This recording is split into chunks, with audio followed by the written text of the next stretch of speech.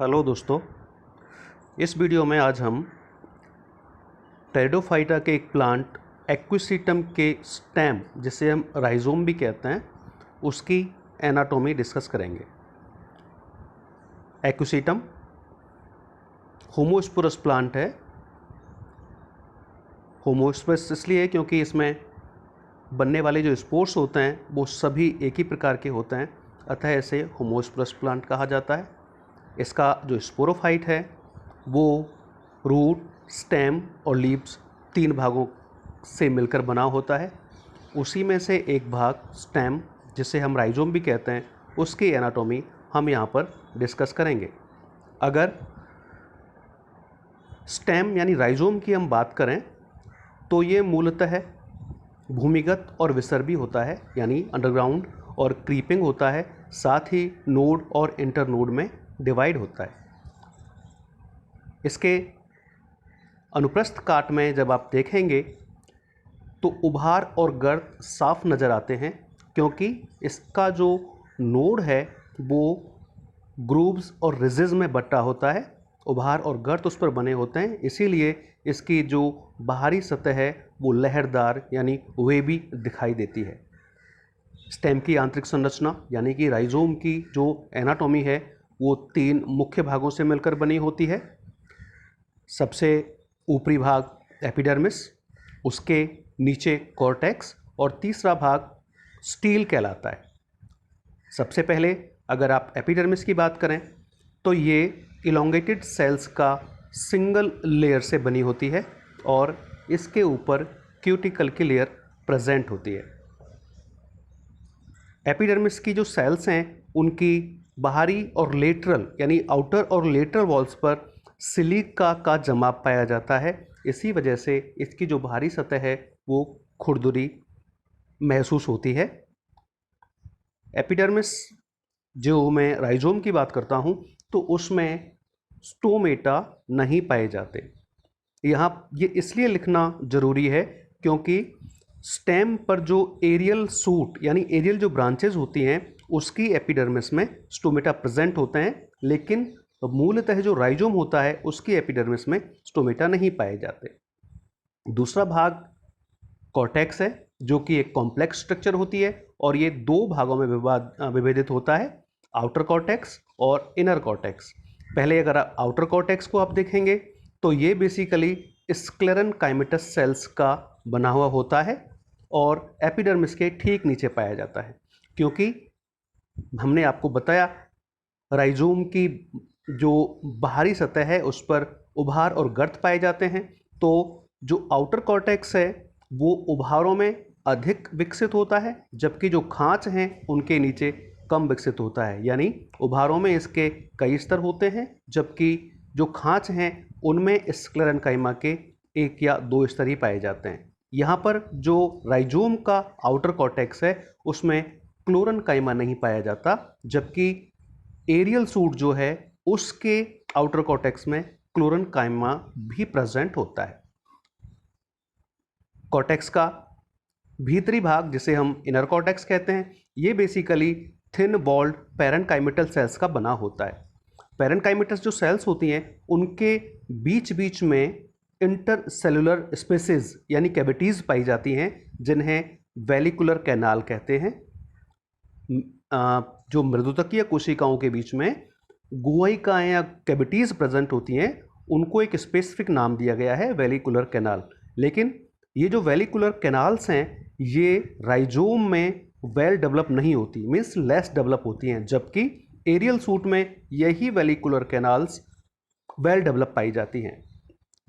जो वेलिकुलर कैनाल्स हैं वो बेसिकली जो खांच होती हैं उनके जस्ट नीचे पाई जाती हैं, अर्थात ये भी कह सकते हैं कि जितनी खांचें होती हैं उतनी ही वेलिकुलर कैनाल्स पाई जाती हैं, और ये प्लांट में हाइड्रोफाइटिक अडेप्टेशंस को शो करती हैं।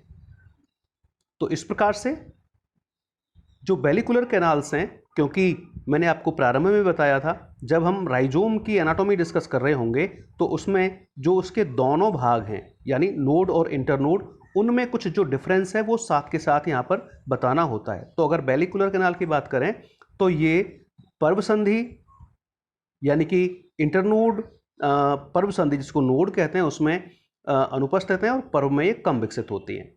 तो कुल मिलाकर जो दो भाग होते हैं स्टेम के, पर्व और पर्व संधि, उनमें वेलिकुलर कैनाल्स की प्रेजेंस में थोड़ा डिफरेंस होता है। पर्व में कम विकसित और पर्व संधि में तो ये अनुपस्थित ही होती हैं। कॉर्टेक्स का तीसरा भाग आप एंडोडर्मिस कह सकते हैं। ये कॉर्टेक्स की इनरमोस्ट लेयर होती है। आमतौर पर इसकी सिंगल लेयर पाई जाती है जो कि रिंग में प्रेजेंट होती है, लेकिन कुछ ऐसी भी एक्विसिटम की स्पीसीज हैं जिनमें इसकी दो लेयर पाई जाती हैं, आमतौर पर एक वेस्कुलर बंडल के बाहर की तरफ और दूसरा वेस्कुलर बंडल्स के अंदर यानी भीतर की तरफ। तो इस प्रकार से जो एंडोडर्मिस है उसकी एक लेयर भी हो सकती है और इसकी दो लेयर भी हो सकती हैं, और एंडोडर्मिस के जस्ट नीचे सिंगल लेयर पेरिसाइकिल प्रेजेंट होता है। तो इस प्रकार से ये कॉम्प्लेक्स स्ट्रक्चर हुई कॉर्टेक्स की।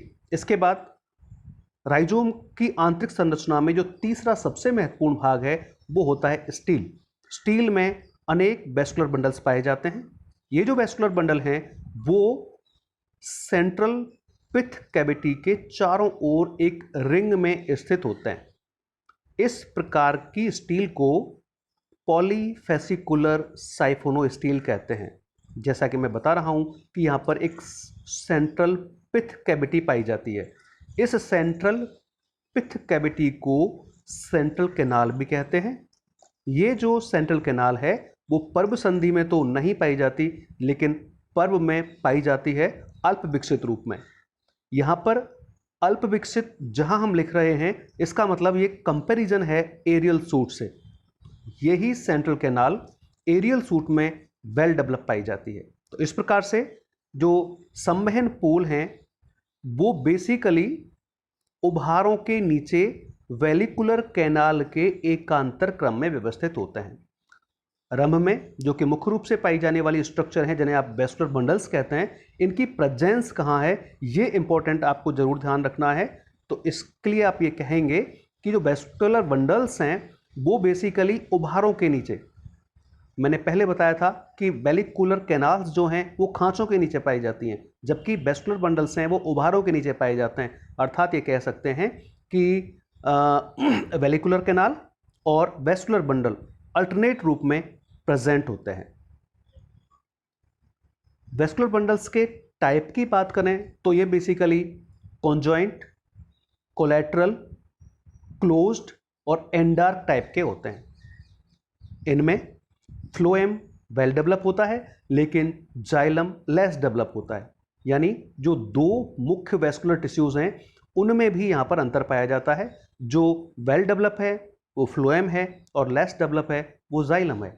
अगर जाइलम की शेप की बात करें तो ये वी शेप का होता है जिसमें मेटाजाइलम के दो समूह कुछ दूरी पर प्रेजेंट होते हैं और मेटाजाइलम समूहों के मध्य फ्लोएम स्थित होता है। जैसे जैसे सूट की थिकनेस यानी मोटाई में वृद्धि होती है तो उस समय प्रोटोजाइलम की जो ट्रैकीड्स हैं, ध्यान से इस बात को जानने की जरूरत है कि प्ररोह की यानी सूट की जब थिकनेस यानी मोटाई यानी वॉल्यूम जब बढ़ रहा होता है तो उस दौरान प्रोटोजाइलम की ट्रैकीड्स टूट जाती हैं और इनके स्थान पर एक कैविटी डेवलप हो जाती है जिसे कैरिनल कैनाल कहते हैं।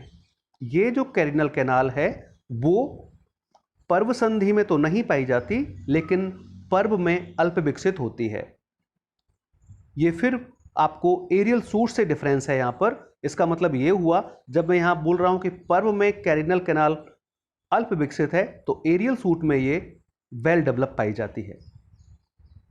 पर्व संधि में जो पिथ है, पर्व संधि की बात कर रहे हैं, पर्व संधि में जो पिथ है वो खोखला नहीं होता, जैसे हमने पहले बताया था वो पर्व में खोखला होता है, लेकिन पर्व संधि में जो पिथ है वो खोखला ना होकर एक ठोस डायफ्राम का निर्माण करता है और इसी ठोस डायफ्राम के चारों ओर वेस्कुलर बंडल एक कंप्लीट रिंग का निर्माण करते हैं। तो इस प्रकार से नोड और इंटरनोड दोनों में जो वेस्कुलर बंडल्स हैं उनकी किस प्रकार की स्थिति होती है और वो किस प्रकार से अरेंज होते हैं, ये यहाँ पर विशेष तौर पर आपको एक्सप्लेन करना होता है।